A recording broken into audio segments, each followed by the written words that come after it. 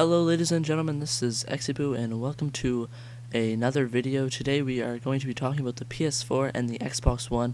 I'll give you my review on which one I think is the best, and yeah, so let's get going. So first, I'm going to read off a few of the features for each console, and then we'll jump into my review of what I think is the best. So for the hardware, all the hardware of both consoles, for the PS4, is running an AMD Jaguar with an 8-core, which is good for the console. That's good for a console.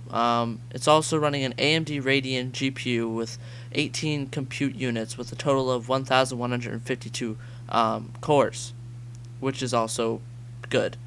It has 8 gigabytes of RAM with memory bandwidth of 176 gigabytes a second.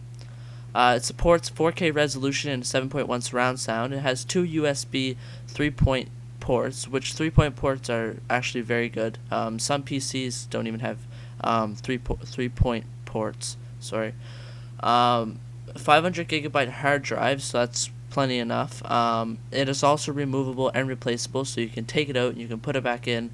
You can switch it around if you want to. I'm pretty sure you can add more, possibly. I don't know what's going to be happening, but it also has no analog output, which is good. Reads Blu-rays and DVDs, which is the same as a PS3. So we're gonna jump on to the Xbox One. The hardware section is running an AMD Jaguar with an 8-core processor, same as the PS4, which a lot of these things are gonna be the exact same. It's also running an AMD Radeon GPU with 12 complete units, which totals to 768 cores. Not the same as the PS4, but it's still up in that range. It's also running an 8 gigabyte of DDR3 RAM. Now, the difference between DDR3 and DDR5 is that DDR5 runs much smoother and better. The PS4 has DDR5 RAM. The Xbox 360 or Xbox One, does not. It supports 4K resolution and 7.1 surround sound, same as the PS4. The 2 USB 3 ports, same as the PS4. 500 gigabytes of HDD. It's not removable or replaceable. So once you have it, you're stuck with it. No analog output, and reads Blu-rays and DVDs. So for the first section of hardware, I'm going to give this one to the PS4, mainly because it has the removable and replaceable hard drive, and it also has the GDDR5 RAM. So yeah, let's jump onto the controllers. So for the controllers, for the PS4, we have the new redesigned DS3, which is the DualShock 4 controller. It's also redesigned thumbstick and triggers. So the thumbsticks and the triggers are different than the PS3 controllers. The improved haptic. The haptic means the feedback through the controller, through the USB sticks and the triggers. It's also high quality headphone jack and mono speaker.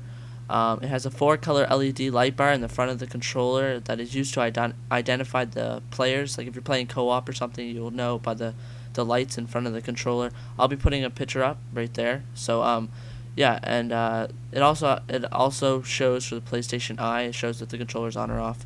The share button is to share gameplay on the spot. So if you're playing Call of Duty, you want to share that gameplay to say Facebook or YouTube. I'm pretty sure YouTube is good. You click the share button and boom, she's up. It's a clickable touchpad in the front of the top of the controller between the console sticks. But yeah, so that's the PS4 controller. We're gonna jump onto the Xbox One controller. With the Xbox One controller has a redesigned Xbox controller, different from the Xbox 360. New thumbstick buttons and new D-pad button. It also has the haptic feedback enabled triggers. So the triggers actually have the feedback haptic on them, just like the PS4. It also has a higher quality headphone jack compared to the Xbox 360, and it also has invisible LEDs to interact with the console and connect. So just like every other wireless controller. So yeah, so for the controllers, I have to give it once again to PS4, mainly because how different it actually is from the recent one. I really like the touchscreen in the front. I think that's a great new feature. So yeah, let's jump on to part 3 of this video. So yeah. Okay, so for part 3 of the Xbox versus PS4 video. This is episode 3 will be the services and policies. This is like the internet, the downloadable content and whatnot, all that stuff. So for the PS4, in order to play games online or like to download the games, it requires PS Plus to play, which is $50 a year. So $50 a year gets you PS Plus. You play and whatnot. So it does not require the PlayStation Eye to always be connected, which means that PlayStation Eye for PlayStation Move does not always need to be connected in order to use it. And it also, PS4 does not block games, or block used games, sorry I should say. It does not block the used games. And there is no online checks. And you can also lend, share, or resell your games through the PS4. There's no region locks, which is good. You can download games the day it is released, but you can only play it on offline, which is good because you get to test out the game, blah blah blah, whatever. You can stream gameplay footage to Ustream. Now, I don't really use Ustream. I don't know who uses Ustream. Not many people I know uses that website, but it is a pretty big website. I'm pretty sure if PlayStation's gonna be using it. But you can stream gameplay straight to Ustream. Also with the PS Plus subscription, it's not needed to download media apps. So if you're downloading, say, YouTube onto your PS3, it is not needed for that. You also get free content when you have PS Plus. You get a free game or something, or free wallpaper, or some sort of free avatar or something. I don't know. But jumping over to Xbox One,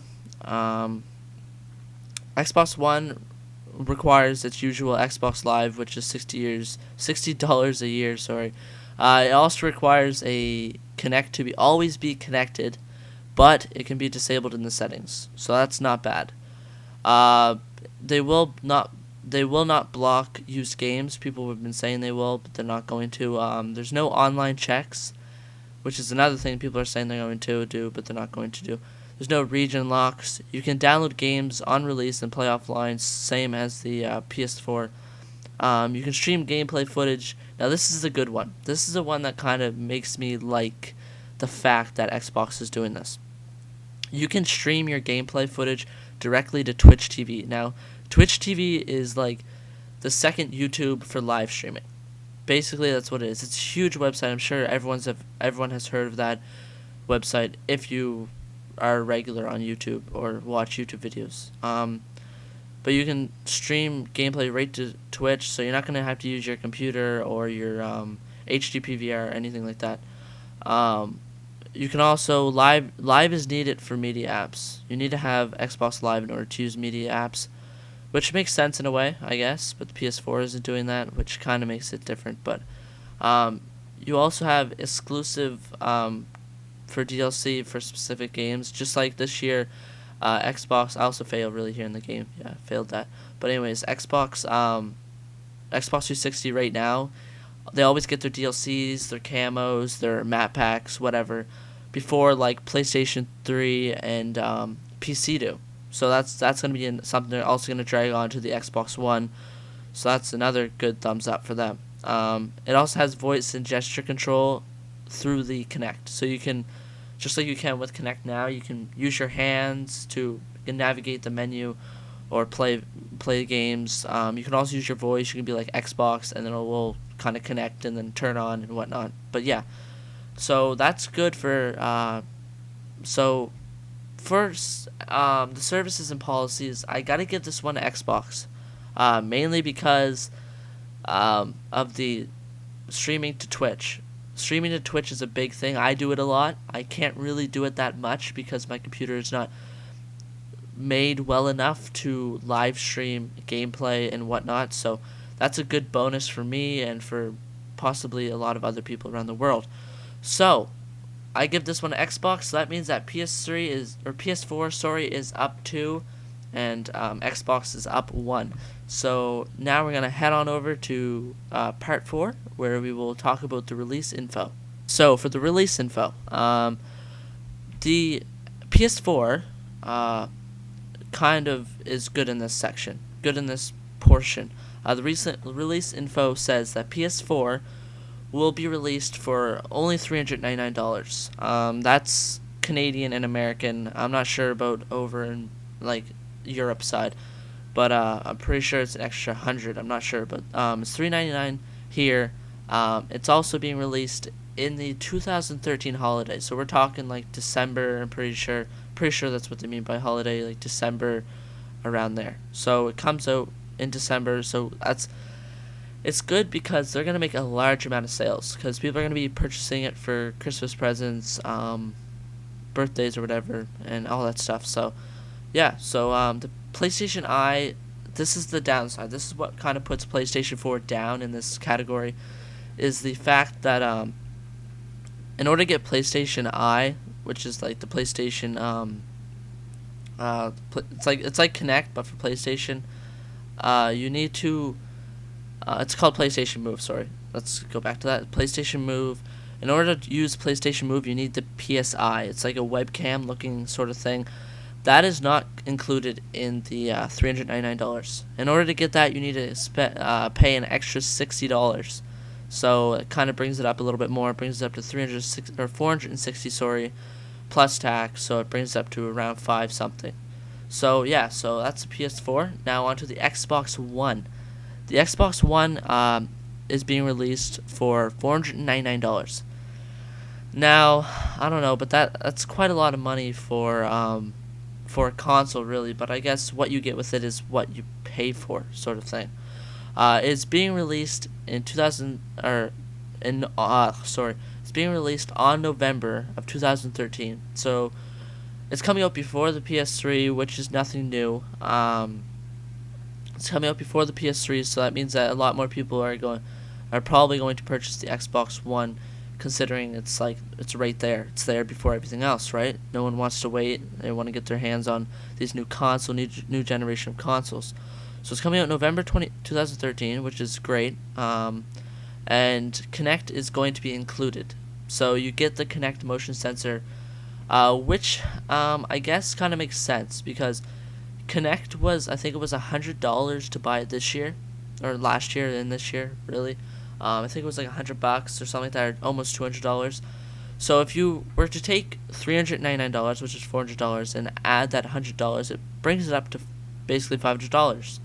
So if you think about it, they're selling their console for $500 with Kinect included, meaning that you're paying for both. But yeah, so I gotta give this one to Xbox One, mainly because of the Kinect's included and it's being released earlier. So it's 2 for 2. I'm for sure going to get both, but I think I'm gonna purchase Xbox One first. So I gotta give this to Xbox One. So thanks for watching, guys, and you guys will see some pictures, and yeah, so enjoy.